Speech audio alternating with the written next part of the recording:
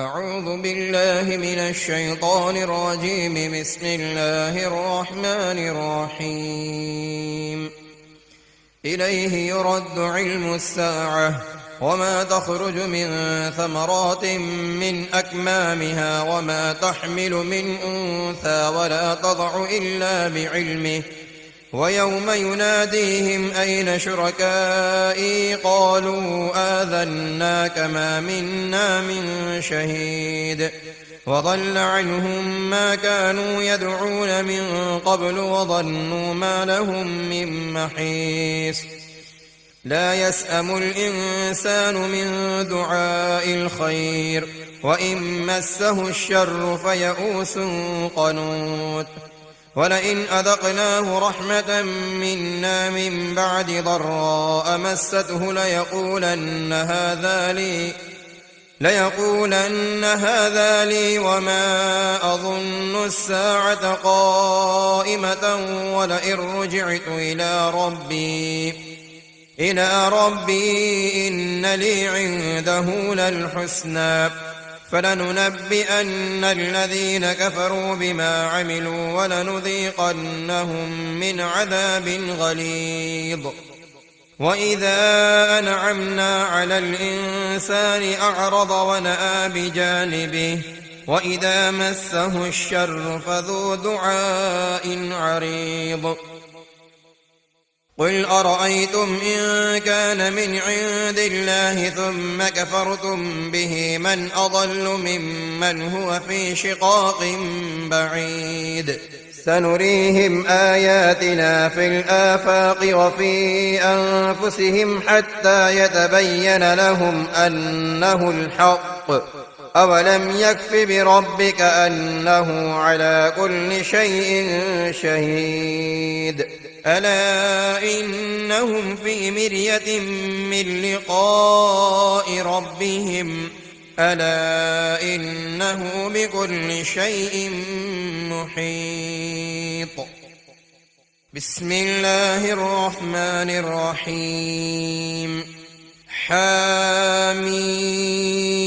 عين سين قاف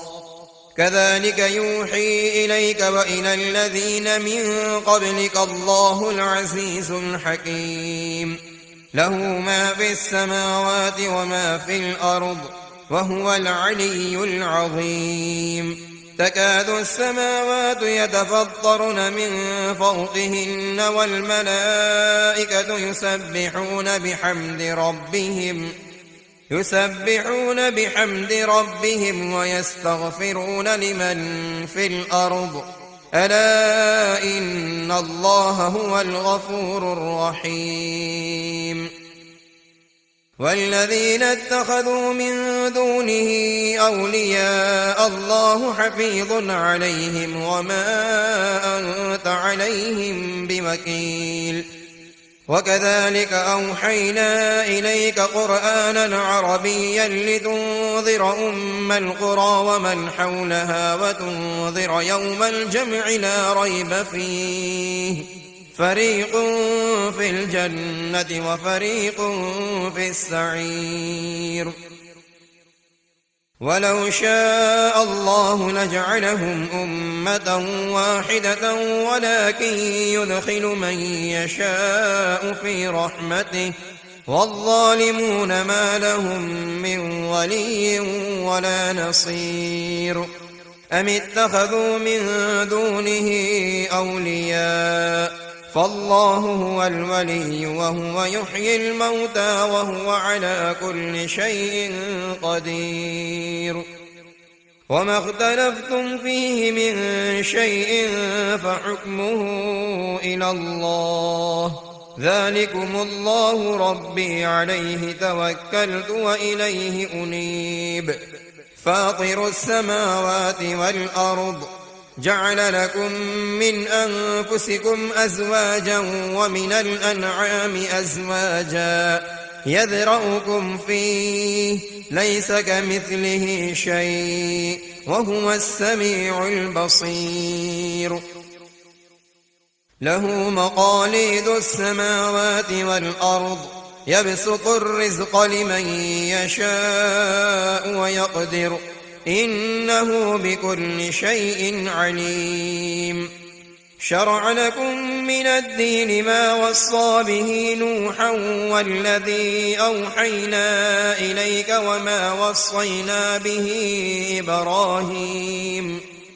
وما وصينا به إبراهيم وموسى وعيسى أن أقيموا الدين ولا تتفرقوا فيه كبر على المشركين ما تدعوهم إليه الله يجتبي إليه من يشاء ويهدي إليه من ينيب وما تفرقوا إلا من بعد ما جاءهم العلم بغيا بينهم ولولا كلمة سبقت من ربك إلى أجل مسمى لقضي بينهم وإن الذين أورثوا الكتاب من بعدهم لفي شك منه مريب فلذلك فادع واستقم كما أمرت ولا تتبع أهواءهم وقل آمنت بما أنزل الله من كتاب وأمرت لأعدل بينكم الله ربنا وربكم لنا أعمالنا ولكم أعمالكم لا حجة بيننا وبينكم الله يجمع بيننا وإليه المصير والذين يحاجون في الله من بعد ما استجيب له حجتهم داحضة عند ربهم وعليهم غضب ولهم عذاب شديد الله الذي أنزل الكتاب بالحق والميزان وما يدريك لعل الساعة قريب يستعجل بها الذين لا يؤمنون بها والذين آمنوا مشفقون منها ويعلمون أنها الحق ألا إن الذين يمارون في الساعة لفي ضلال بعيد الله لطيف بعباده يرزق من يشاء وهو القوي العزيز من كان يريد حرث الآخرة نزد له في حرثه ومن كان يريد حرث الدنيا نؤته منها وما له في الآخرة من نصيب أم لهم شركاء شرعوا لهم من الدين ما لم يأذن به الله ولولا كلمة الفصل لقضي بينهم وإن الظالمين لهم عذاب أليم ترى الظالمين مشفقين مما كسبوا وهو واقع بهم والذين آمنوا وعملوا الصالحات في روضات الجنات لهم ما يشاءون عند ربهم ذلك هو الفضل الكبير ذلك الذي يبشر الله عباده الذين آمنوا وعملوا الصالحات قل لا أسألكم عليه أجرا إلا المودة في القربى ومن يقترف حسنة نزد له فيها حسنا إن الله غفور شكور أم يقولون افترى على الله كذبا فإن يشاء الله يختم على قلبك ويمحو الله الباطل ويحق الحق بكلماته إنه عليم بذات الصدور وهو الذي يقبل التوبة عن عباده ويعفو عن السيئات ويعلم ما تفعلون ويستجيب الذين آمنوا وعملوا الصالحات ويزيدهم من فضله والكافرون لهم عذاب شديد ولو بسط الله الرزق لعباده لبغوا في الأرض ولكن ينزل بقدر ما يشاء إنه بعباده خبير بصير وهو الذي ينزل الغيث من بعد ما قنطوا وينشر رحمته وهو الولي الحميد ومن آياته خلق السماوات والأرض وما بث فيهما من دابة وهو على جمعهم إذا يشاء قدير وما أصابكم من مصيبة فبما كسبت أيديكم ويعفو عن كثير وما أنتم بمعجزين في الأرض وما لكم من دون الله من ولي ولا نصير ومن آياته الجوار في البحر كالأعلام إن يشأ يسكن الريح فيظللن رواكد على ظهره إن في ذلك لآيات لكل صبار شكور أو يوبقهن بما كسبوا ويعفو عن كثير ويعلم الذين يجادلون في آياتنا ما لهم من محيص فما أوتيتم من شيء فمتاع الحياة الدنيا وما عند الله خير وأبقى للذين آمنوا وعلى ربهم يتوكلون والذين يجتنبون كبائر الإثم والفواحش وإذا ما غضبوا هم يغفرون والذين استجابوا لربهم وأقاموا الصلاة وأمرهم شورى بينهم ومما رزقناهم ينفقون والذين إذا أصابهم البغي هم ينتصرون وجزاء سيئة سيئة مثلها فمن عفا وأصلح فأجره على الله إنه لا يحب الظالمين ولمن انتصر بعد ظلمه فأولئك ما عليهم من سبيل إنما السبيل على الذين يظلمون الناس ويبغون في الأرض بغير الحق أولئك لهم عذاب أليم ولمن صبر وغفر إن ذلك لمن عزم الأمور ومن يضلل الله فما له من ولي من بعده وترى الظالمين لما رأوا العذاب يقولون هل إلى مرد من سبيل وتراهم يعرضون عليها خاشعين من الذل ينظرون من طرف خفي وقال الذين آمنوا إن الخاسرين الذين خسروا أنفسهم وأهليهم يوم القيامة ألا إن الظالمين في عذاب مقيم وما كان لهم من أولياء ينصرونهم من دون الله ومن يضلل الله فما له من سبيل استجيبوا لربكم من قبل أن يأتي يوم لا مرد له من الله ما لكم من ملجأ يومئذ وما لكم من نكير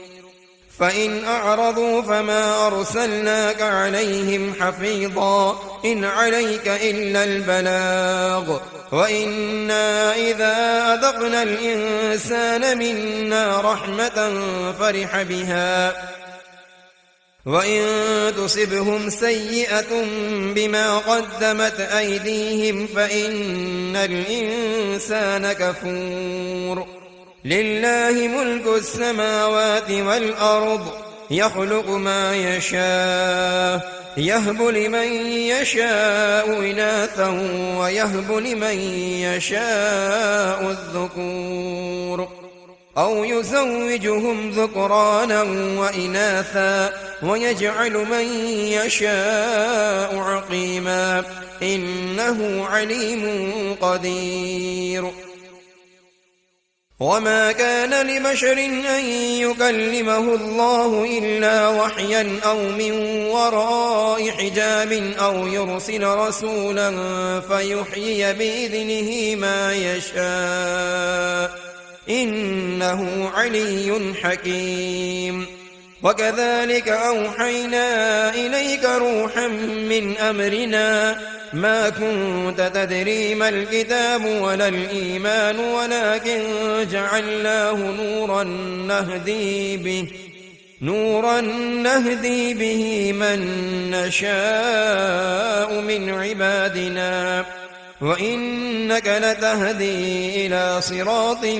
مستقيم صراط الله الذي له ما في السماوات وما في الأرض ألا إلى الله تصير الأمور. بسم الله الرحمن الرحيم. حاميم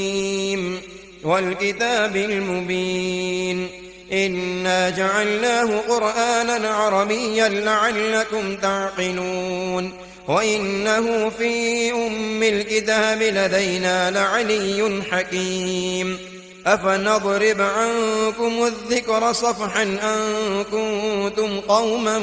مسرفين وكم أرسلنا من نبي في الأولين وما يأتيهم من نبي إلا كانوا به يستهزئون فأهلكنا أشد منهم بطشا ومضى مثل الأولين. ولئن سألتهم من خلق السماوات والأرض ليقولن خلقهن العزيز العليم الذي جعل لكم الأرض مهدا وجعل لكم فيها سبلا لعلكم تهتدون والذي نزل من السماء ماء بقدر فأنشرنا به بلدة ميتا كذلك تخرجون والذي خلق الأزواج كلها وجعل لكم من الفلك والأنعام ما تركبون لتستووا على ظهوره ثم تذكروا نعمة ربكم إذا استويتم عليه وتقولوا سبحان الذي سخر لنا هذا وما كنا له مقرنين وإنا إلى ربنا لمنقلبون وجعلوا له من عباده جزءا إن الإنسان لكفور مبين. أم اتخذ مما يخلق بنات وأصفاكم بالبنين وإذا بشر أحدهم بما ضرب للرحمن مثلا ظل وجهه مسودا وهو كظيم أومن ينشأ في الحلية وهو في الخصام غير مبين وجعلوا الملائكة الذين هم عباد الرحمن إناثا أشهدوا خلقهم ستكتب شهادتهم ويسألون وقالوا لو شاء الرحمن ما عبدناهم ما لهم بذلك من علم إن هم إلا يخرصون أم آتيناهم كتابا من قبله فهم به مستمسكون بل قالوا إنا وجدنا آباءنا على أمة وإنا على آثارهم مهتدون وكذلك ما أرسلنا من قبلك في قرية من نذير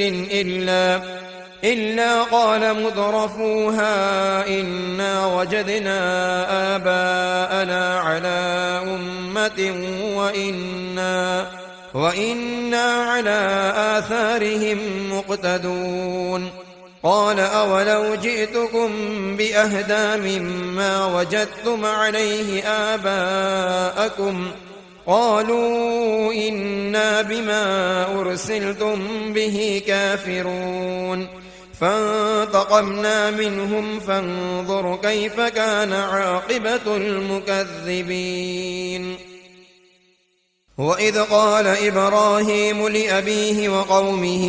إنني براء مما تعبدون إلا الذي فطرني فإنه سيهدين وجعلها كلمة باقية في عقبه لعلهم يرجعون بل متعت هؤلاء وآباءهم حتى جاءهم الحق ورسول مبين ولما جاءهم الحق قالوا هذا سحر وإنا به كافرون وقالوا لولا نزل هذا القرآن على رجل من القريتين عظيم أهم يقسمون رحمة ربك نحن قسمنا بينهم معيشتهم في الحياة الدنيا ورفعنا بعضهم فوق بعض درجات ليتخذ بعضهم بعضا سخريا ورحمة ربك خير مما يجمعون ولولا أن يكون الناس أمة واحدة لجعلنا لمن يكفر بالرحمن لبيوتهم سقفا من فضة ومعارج عليها يظهرون ولبيوتهم أبوابا وسررا عليها يتكئون وزخرفا وإن كل ذلك لما متاع الحياة الدنيا والآخرة عند ربك للمتقين ومن يعش عن ذكر الرحمن نقيض له شيطانا فهو له قرين وإنهم ليصدونهم عن السبيل ويحسبون أنهم مهتدون حتى إذا جاءنا قال يا ليت بيني وبينك بعد المشرقين فبئس القرين ولن ينفعكم اليوم إذ ظلمتم أنكم في العذاب مشتركون أفأنت تسمع الصم أو تهدي العمي ومن كان في ضلال مبين فإما نذهبن بك فإنا منهم منتقمون أو نرينك الذي وعدناهم فإنا عليهم مقتدرون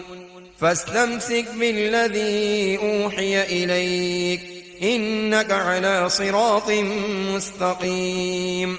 وإنه لذكر لك ولقومك وسوف تسألون واسأل من أرسلنا من قبلك من رسلنا جعلنا من دون الرحمن آلهة يعبدون ولقد أرسلنا موسى بآياتنا إلى فرعون وملئه فقال إني رسول رب العالمين فلما جاءهم بآياتنا إذا هم منها يضحكون وما نريهم من آية إلا هي أكبر من أختها وأخذناهم بالعذاب لعلهم يرجعون وقالوا يا أيها الساحر ادع لنا ربك بما عهد عندك إننا لمهتدون فلما كشفنا عنهم العذاب إذا هم ينكثون ونادى فرعون في قومه قال يا قوم أليس لي ملك مصر وهذه الأنهار تجري من تحتي أفلا تبصرون أم أنا خير من هذا الذي هو مهين ولا يكاد يبين فلولا ألقي عليه أسورة من ذهب أو جاء معه الملائكة مقترنين فاستخف قومه فأطاعوه إنهم كانوا قوما فاسقين فلما آسفونا انتقمنا منهم فأغرقناهم أجمعين فجعلناهم سلفا ومثلا للآخرين ولما ضرب ابن مريم مثلا إذا قومك منه يصدون وقالوا أآلهتنا خير أم هو ما ضربوه لك إلا جدلا بل هم قوم خصمون إن هو إلا عبد أنعمنا عليه وجعلناه مثلا لبني إسرائيل ولو نشاء لجعلنا منكم ملائكة في الأرض يخلفون وإنه لعلم للساعة فلا تمترن بها واتبعون هذا صراط مستقيم ولا يصدنكم الشيطان إنه لكم عدو مبين ولما جاء عيسى بالبينات قال قد جئتكم بالحكمة ولأبين لكم بعض الذي تختلفون فيه فاتقوا الله وأطيعون إن الله هو ربي وربكم فاعبدوه هذا صراط مستقيم فاختلف الأحزاب من بينهم فويل للذين ظلموا من عذاب يوم أليم هل ينظرون إلا الساعة أن تأتيهم بغتة وهم لا يشعرون الأخلاء يومئذ بعضهم لبعض عدو إلا المتقين يا عباد لا خوف عليكم اليوم ولا أنتم تحزنون الذين آمنوا بآياتنا وكانوا مسلمين ادخلوا الجنة أنتم وأزواجكم تحبرون يطاف عليهم بصحاف من ذهب وأكواب وفيها ما تشتهيه الأنفس وتلذ الأعين وأنتم فيها خالدون وتلك الجنة التي أورثتموها بما كنتم تعملون لكم فيها فاكهة كثيرة منها تأكلون إن المجرمين في عذاب جهنم خالدون لا يفتر عنهم وهم فيه مبلسون وما ظلمناهم ولكن كانوا هم الظالمين ونادوا يا مالك ليقض علينا ربك قال إنكم ماكثون لقد جئناكم بالحق ولكن أكثركم للحق كارهون أم أبرموا أمرا فإنا مبرمون أم يحسبون أنا لا نسمع سرهم ونجواهم بلى ورسلنا لديهم يكتبون قل إن كان للرحمن ولد فأنا أول العابدين سبحان رب السماوات والأرض رب العرش عما يصفون فذرهم يخوضوا ويلعبوا حتى يلاقوا يومهم الذي يوعدون وهو الذي في السماء إله وفي الأرض إله وهو الحكيم العليم وتبارك الذي له ملك السماوات والأرض وما بينهما وعنده علم الساعة وإليه ترجعون ولا يملك الذين يدعون من دونه الشفاعة إلا من شهد بالحق وهم يعلمون ولئن سألتهم من خلقهم ليقولن الله فأنى يؤفكون وقيله يا رب إن هؤلاء قوم لا يؤمنون فاصفح عنهم وقل سلام فسوف يعلمون. بسم الله الرحمن الرحيم. حاميم والكتاب المبين إنا أنزلناه في ليلة مباركة إنا كنا منذرين فيها يفرق كل أمر حكيم أمرا من عندنا إنا كنا مرسلين رحمة من ربك إنه هو السميع العليم رب السماوات والأرض وما بينهما إن كنتم موقنين لا إله إلا هو يحيي ويميت ربكم ورب آبائكم الأولين بل هم في شك يلعبون فارتقب يوم تأتي السماء بدخان مبين يغشى الناس هذا عذاب أليم ربنا اكشف عنا العذاب إنا مؤمنون أنى لهم الذكر وقد جاءهم رسول مبين ثم تولوا عنه وقالوا معلم مجنون إنا كاشف العذاب قليلا إنكم عائدون يوم نبطش البطشة الكبرى إنا منتقمون ولقد فتنا قبلهم قوم فرعون وجاءهم رسول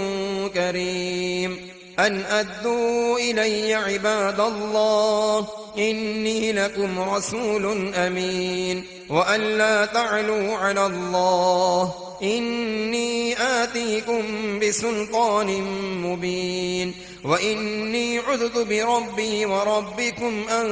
ترجمون وإن لم تؤمنوا لي فاعتزلون فدعا ربه أن هؤلاء قوم مجرمون فأسر بعبادي ليلا إنكم متبعون واترك البحر رهوا إنهم جند مغرقون كم تركوا من جنات وعيون وزروع ومقام كريم ونعمة كانوا فيها فاكهين كذلك وأورثناها قوما آخرين فما بكت عليهم السماء والأرض وما كانوا منظرين ولقد نجينا بني إسرائيل من العذاب المهين من فرعون إنه كان عاليا من المسرفين ولقد اخترناهم على علم على العالمين وآتيناهم من الآيات ما فيه بلاء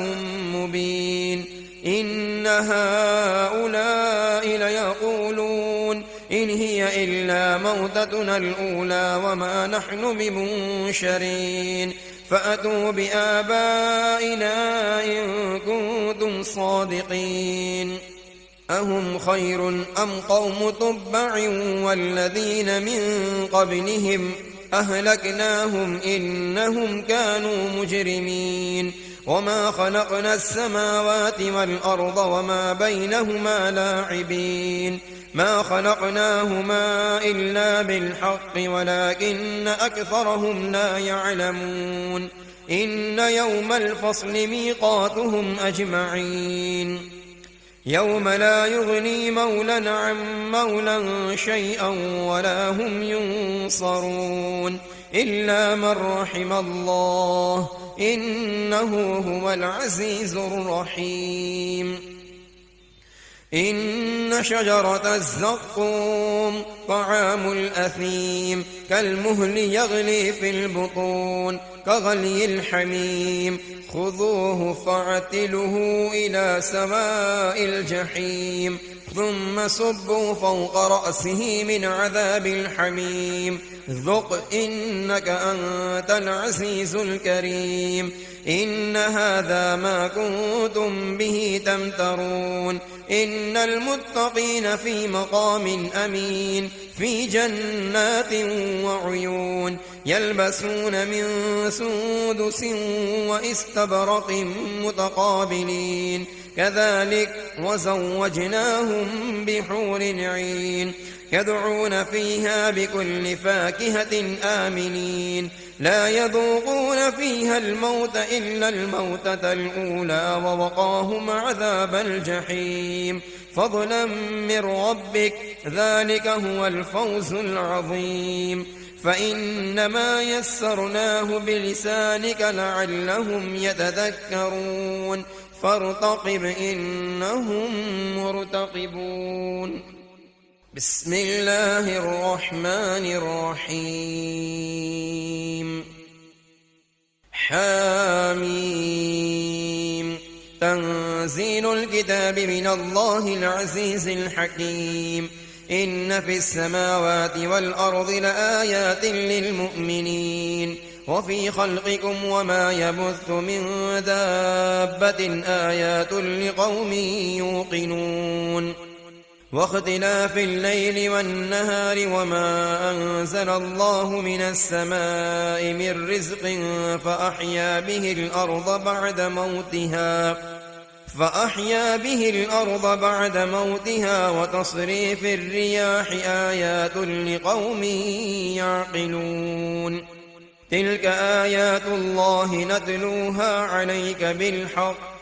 فبأي حديث بعد الله وآياته يؤمنون. ويل لكل أفاك أثيم يسمع آيات الله تتلى عليه ثم يصر مستكبرا كأن لم يسمعها فبشره بعذاب أليم. وإذا علم من آياتنا شيئا اتخذها هزوا أولئك لهم عذاب مهين من ورائهم جهنم ولا يغني عنهم ما كسبوا شيئا ولا ما اتخذوا من دون الله أولياء ولهم عذاب عظيم. هذا هدى والذين كفروا بآيات ربهم لهم عذاب من رجز أليم. الله الذي سخر لكم البحر لتجري الفلك فيه بأمره ولتبتغوا من فضله ولعلكم تشكرون وسخر لكم ما في السماوات وما في الأرض جميعا منه إن في ذلك لآيات لقوم يتفكرون. قل للذين آمنوا يغفروا للذين لا يرجون أيام الله ليجزي قوما بما كانوا يكسبون. من عمل صالحا فلنفسه ومن أساء فعليها ثم إلى ربكم ترجعون. ولقد آتينا بني إسرائيل الكتاب والحكم والنبوة ورزقناهم من الطيبات وفضلناهم على العالمين وآتيناهم بينات من الأمر فما اختلفوا إلا من بعد ما جاءهم العلم بغيا بينهم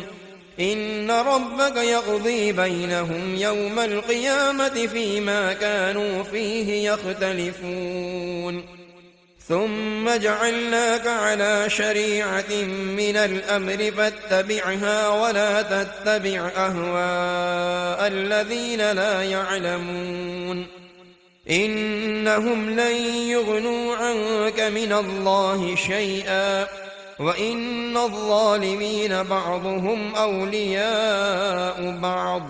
والله ولي المتقين. هذا بصائر للناس وهدى ورحمة لقوم يوقنون. أم حسب الذين اجترحوا السيئات أن نجعلهم كالذين آمنوا وعملوا الصالحات سواء محياهم ومماتهم ساء ما يحكمون. وخلق الله السماوات والأرض بالحق ولتجزى كل نفس بما كسبت وهم لا يظلمون.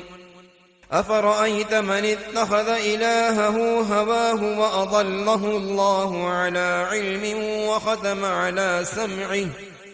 وختم على سمعه وقلبه وجعل على بصره غشاوة فمن يهديه من بعد الله أفلا تذكرون. وقالوا ما هي إلا حياتنا الدنيا نموت ونحيا وما يهلكنا إلا الدهر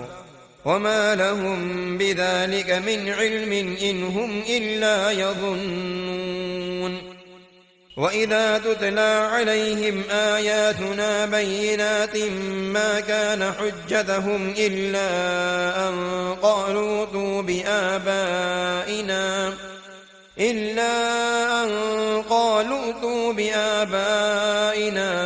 إن كنتم صادقين. قل الله يحييكم ثم يميتكم ثم يجمعكم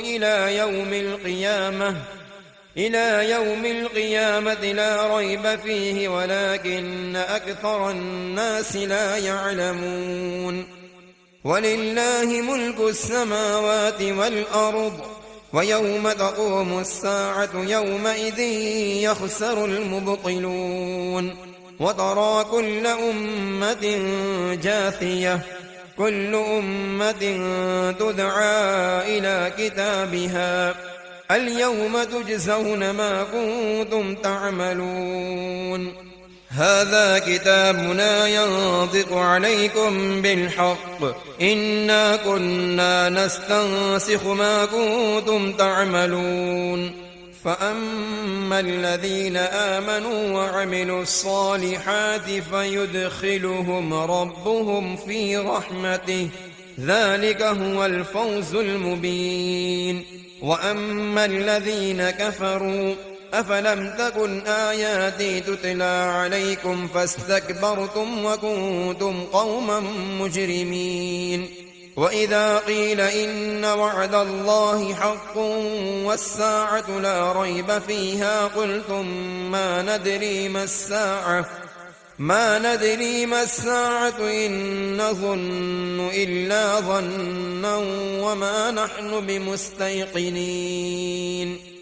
وبدا لهم سيئات ما عملوا وحاق بهم ما كانوا به يستهزئون. وقيل اليوم ننساكم كما نسيتم لقاء يومكم هذا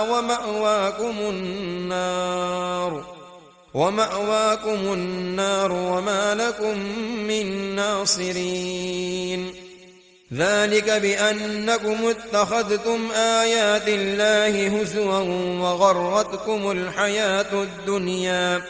فاليوم لا يخرجون منها ولا هم يستعتبون. فلله حمد رب السماوات ورب الأرض رب العالمين.